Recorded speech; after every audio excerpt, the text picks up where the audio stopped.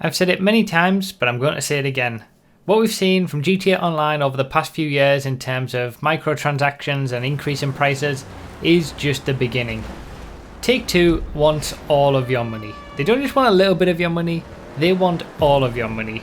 This is coming from an article that I'll leave a link to in the description down below, where there was a conference call with the chairman and CEO of Take-Two, Strauss Zelnick. Now, he has made it clear that, at least for Take-Two, the game industry is now all about recurrent consumer spending rather than game sales. What does recurrent consumer spending mean? Recurrent consumer spending means basically a fancy way of saying microtransactions. They want you to keep coming back to a game and consistently spending money on that game all the time rather than releasing many new games and making their money that way. He is quoted as saying, "The business once upon a time was a big chunky opportunity to engage for tens of hours or perhaps 100 hours. That has turned into ongoing engagement. Day after day, week after week, you fall in love with these titles and then become part of your daily life. We've said that we aim to have recurrent consumer spending opportunities for every title that we put out at this company. It may not always be an online model, it probably won't always be a virtual currency model, but there will be some ability to engage in an ongoing basis with our titles after release across the board. That's a sea change in our business. Recurrent consumer spending is 42% of our net bookings in the quarter. It's been transformative for us." So this is the CEO of Take-Two, the guy, the company that owns Rockstar, the company that publishes the games.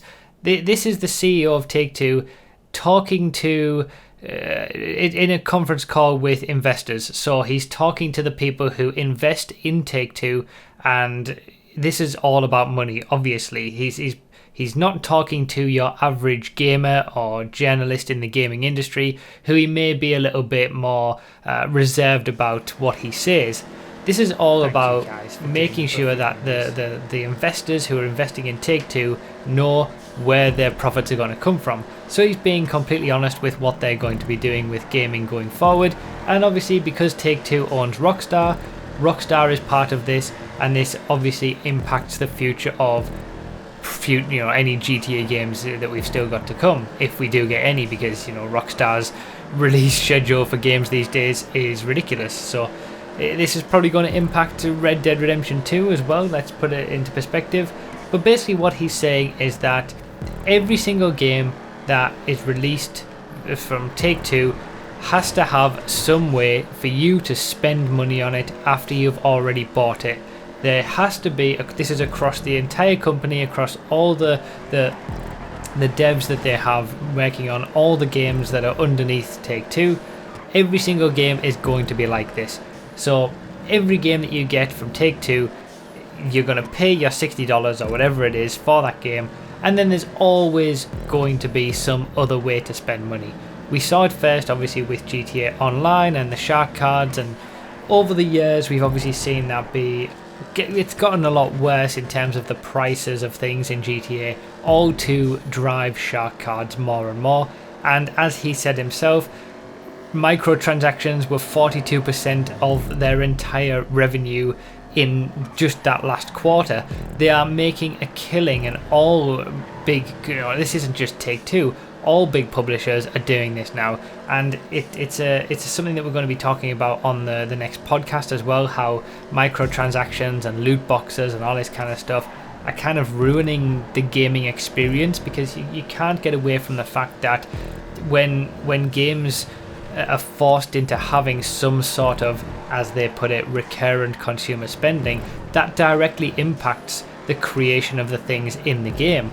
It directly impacts the way that the game is developed and what gets developed as well. It's been a thing recently that we've found that games, there aren't as many games by these big publishers anymore. I'll leave a link to a really good video in the description about how it's a total myth that games cost more and that's why we have microtransactions. That's not the case. It's for more profit, and what they're doing now is creating less games but monetizing them more, because they've seen what happened in mobile apps and the mobile market, and that is what makes them the money. And you know, like I say, with GTA Online, we've seen that over the course of the last 4 years, where prices were reasonable at the start, and then they gradually increased, and now it's just insane the kind of prices that you see for things, and shark cards haven't changed in value.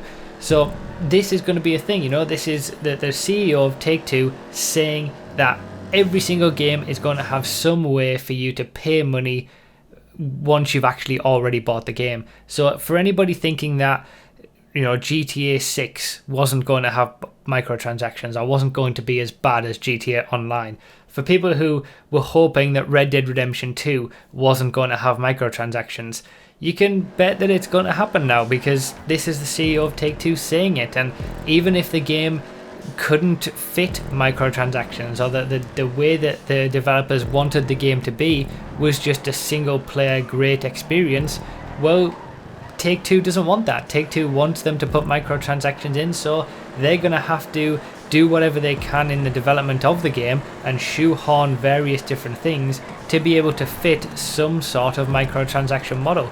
And that's it now. You know, this is big. This is gaming these days, and this is what we're going to talk about on the podcast. They don't just want your $60 for the game. It's not about that anymore. It's about getting as much money out of the players as possible. And he says in a quote that one of the things we've learned is if we create a robust opportunity and a robust world in which people can play delightfully at a bigger and bigger way, that they will keep coming back. They'll engage, and there's an opportunity to monetize that engagement. There's a lot of room for growth. This is just the beginning. That was exactly the words out of his mouth. This is just the beginning, in a conversation with investors of Take-Two about microtransactions. Awesome. And that's something that I've been saying all these years about GTA. It's just the beginning. It's gonna get worse until people eventually, you know, I would say the people watching this and the people who watch YouTube videos and are well within the gaming industry in general, probably already sick of this, but the average consumer isn't, and that's why they're doing it. Eventually it's going to come a point where the average consumer gets sick and the bubble bursts, and I can't wait for that day where we can have proper games again without microtransactions shoehorned in at every available opportunity. But, you know, that is it. Red Dead Redemption, going to have microtransactions. Any future GTA title is going to be developed and based on the ability to continue to monetize any engagement that you have with the game, and that's what they're all about now.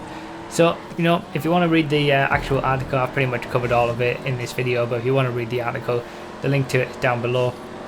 I know I haven't made a video for a while. A lot of that is because I've been away in the US, and some of it has been that since I got back, I just haven't felt that motivation anymore. It just, you know, the drip feeding of the content in GTA, it is stuff that's not interesting to me. I'm just lacking that motivation. I'm starting to get it back a little bit now, and you know, things. Then I read things like this, and it's just, ugh, well, what's the point?